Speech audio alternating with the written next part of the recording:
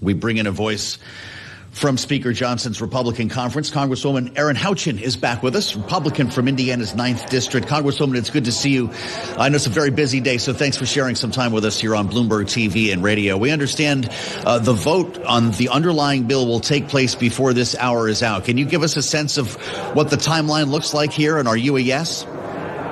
Yes, I will. Thank you. I will be a yes vote on the package. I think the president and the speaker have worked very hard to not only get all of our appropriations past the House, but also working with the Senate to try to get this done. I think you'll see here shortly before the end of the hour, you will see that Republicans will be voting for this appropriations measure. We probably will see some Democrats vote for it, too. And we will get this bill on its way.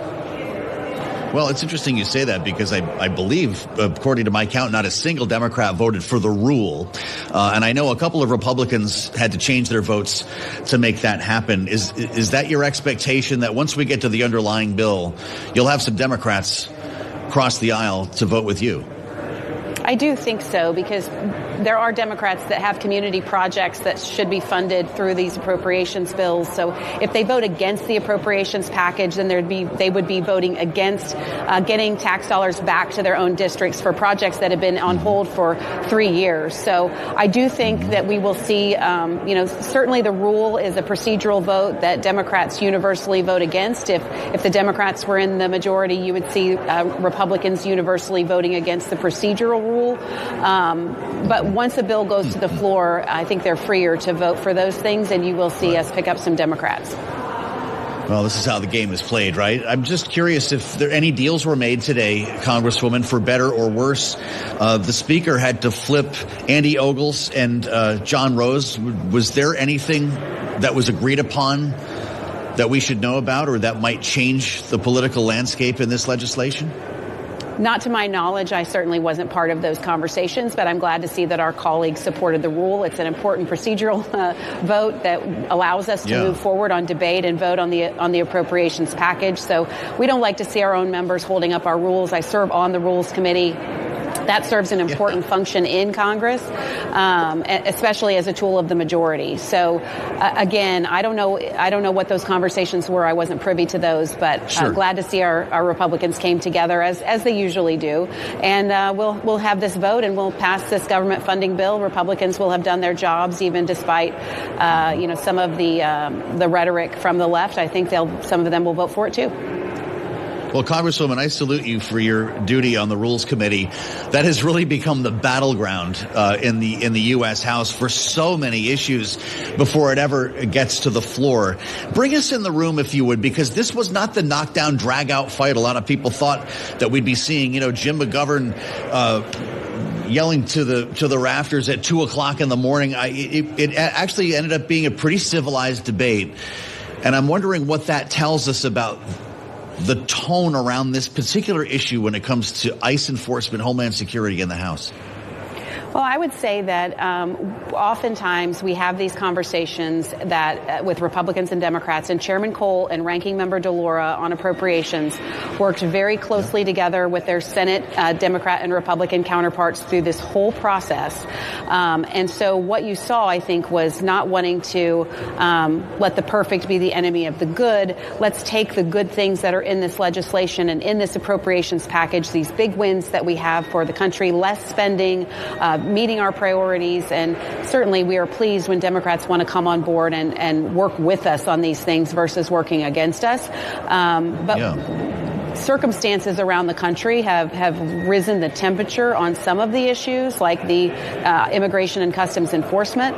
Again, we're working through those, as is President Trump. And I think what you'll see today, again, is a bipartisanship on the House floor, which honestly, we have more bipartisan votes that come across the House floor typically than we do partisan votes. It's just typically that's not what is covered in the news. But glad to be talking about it today.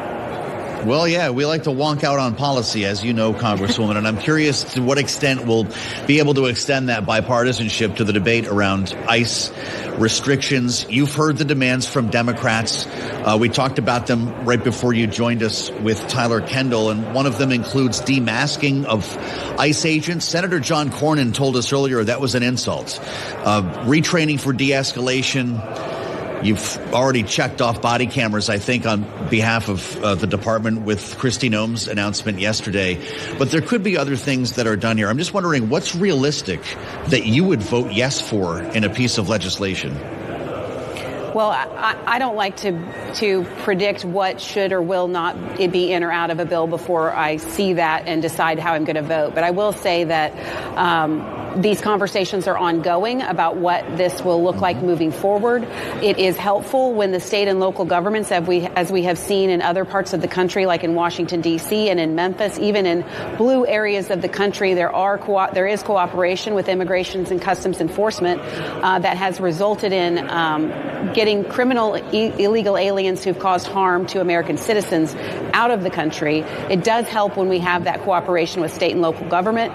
I'm going to continue to encourage that, as is President Trump back in Minnesota. That, I think, will get the temperature down. We need to reduce the rhetoric around ICE, too. I've worked with in child services before. I've worked with law enforcement. They have a very, very difficult job.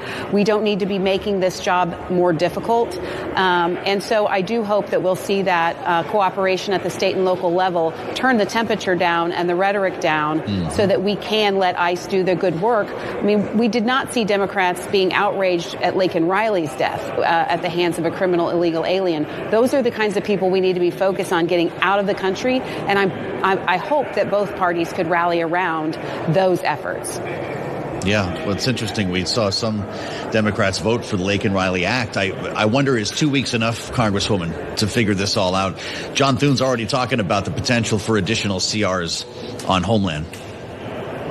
Well, one good thing is in the One Big Beautiful Bill, we did fund border security and Immigration and Customs Enforcement. So when the Speaker says that this is a performative fight for the Democrats, that's not that's certainly correct. We've already done that funding, so that's going to be funded no matter what we do. But a no vote would put FEMA at risk.